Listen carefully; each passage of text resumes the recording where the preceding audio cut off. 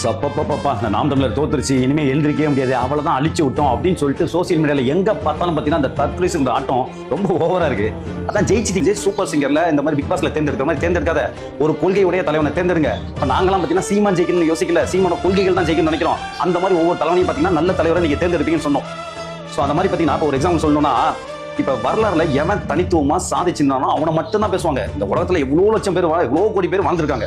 ஆனா ஏன் ஒரு சிலர் மட்டும் மைண்ட்ல வச்சிருக்கோம். இப்போ ஃபார் எக்ஸாம்பிளுக்கு அமெரிக்கான்னு எடுத்துக்கிட்டா யார் எடுப்போம்? Abraham Lincoln. அவர் வந்து பிரசிடென்ட் ஆகிறதுக்கு முன்னாடி கிட்டத்தட்ட 5 முறை மேஜர் எலெக்ஷன்ல தோத்துருக்காரு.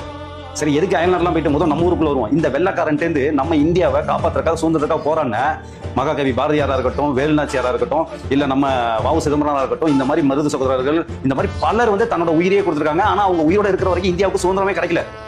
ஆனா நம்ம சுதந்திரம் அடையிறதுக்காக முக்கியமான மூலக்கூறா அவங்க எல்லாம் வாழ்ந்திருக்காங்க. இன்னை வரைக்கும் நம்ம குழந்தைங்களுக்கு ஸ்கூல்ல வேணாம்னா யாரை போடுறோம்? ஏன் எவ்வளவு பேர் வந்திருக்காங்களே, ஏன் வந்து ஒரு சிலர் மட்டும் தேர்ந்தெடுத்து நம்ம போடுறோம்? ஏன்னா அவங்க எல்லாம் மக்கள் மனசுல தனித்துவமா என்னைக்கு நிக்கிறாங்க. இப்ப நீங்க நடிகர் ரஜினியே எடுத்துக்கங்க, எவ்வளவு கோடி சம்பாதிச்சாலும் இந்த ரேஸ் மூலமா என் உயிரே போகும்னு தெரிஞ்சு போய் நிக்கிறாருல, அந்த மாதிரி ஒரு தனித்துவமா எவன் நிக்கிறானோ அவனை மட்டும்தான் கொண்டாடுவாங்க. அந்த மாதிரி பாத்தீங்கன்னா இந்த தமிழ் தேசிய வளர்க்கறதுக்கு மேதகு பிரபாகரன் அவர்களுக்கு அப்புறம் பாத்தீங்கன்னா அண்ணன் சீமானை அழிக்கவே முடியாது. அப்பேற்பட்ட ஒரு வரலாறுல இடம் பெரியக்கூடிய இடத்துல அவர் இருக்கிறாரு.